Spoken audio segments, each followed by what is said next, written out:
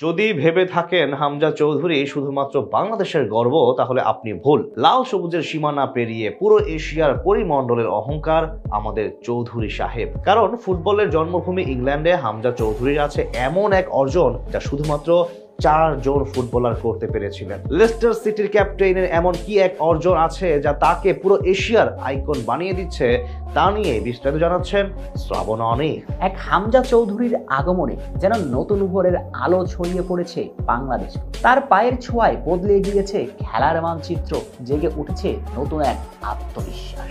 তাই তো Leicester city অধিনায়ক যখন লাল সবুজের জার্সি গায়ে মাঠে নামেন, তখন পুরো জাতি বুক ফুলিয়ে বলে, এই আমাদের হামজা, এই আমাদের গর্ব, এই আমাদের অহংকার।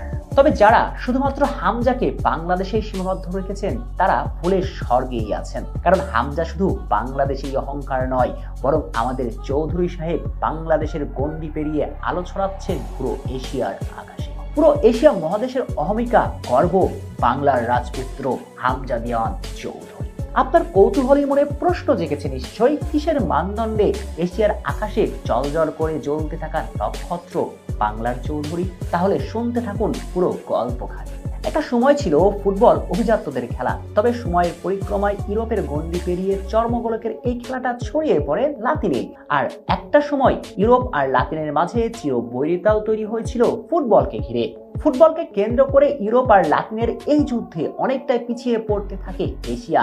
প্রকৃত অর্থে এশিয়ার ফুটবল এখনো ইউরোপ লাতিনকে চ্যালেঞ্জ জানানোর মতো অবস্থায় নেই।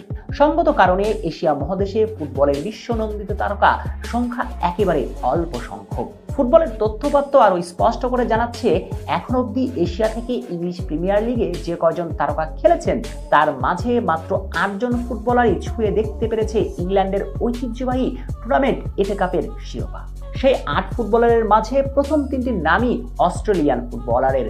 প্রথম জন ক্রেগ জনস্টন জিতেছেন 1986 সালে।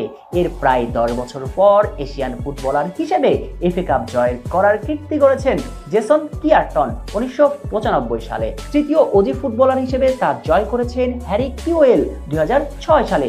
এরপর চতুর্থ এশিয়ান ফুটবলার হিসেবে জয় করেছেন ওমান গোলরক্ষক আলী আল হাফসি 2013 সালে। পঞ্চম এশিয়ান ফুটবলার হিসেবে এফএ কাপ জিতেছেন জাপানিজ তারকা রিও মিয়াইচি। এরপর দক্ষিণ কোরিয়ার চু ইয়ং পার্ক ইংলিশ ক্লাব আর্সেনালের হয়ে জিতেছেন এই ঐতিহ্যবাহী শিরোপাটা। আর পুরো এশিয়ার পরিমণ্ডলে 7ম ফুটবলার হিসেবে ইংলিশ ফুটবলের ঐতিহ্যবাহী এবং মর্যাদাপূর্ণ ট্রফি এফএ কাপের শিরোপা ছুঁয়ে দেখেছেন হামজা চৌধুরী 2011 সালে লেস্টার সিটির জার্সিতে। আর শুরুতেই যেমনটা বলেছিলাম, লেস্টারের বর্তমান ক্যাপ্টেন শুধু বাংলাদেশের গর্ব নয়, বরং পুরো এশিয়া মহাদেশের অহংকার, গর্বের নাম। চৌধুরী সাহেব, আপনাই সালাম।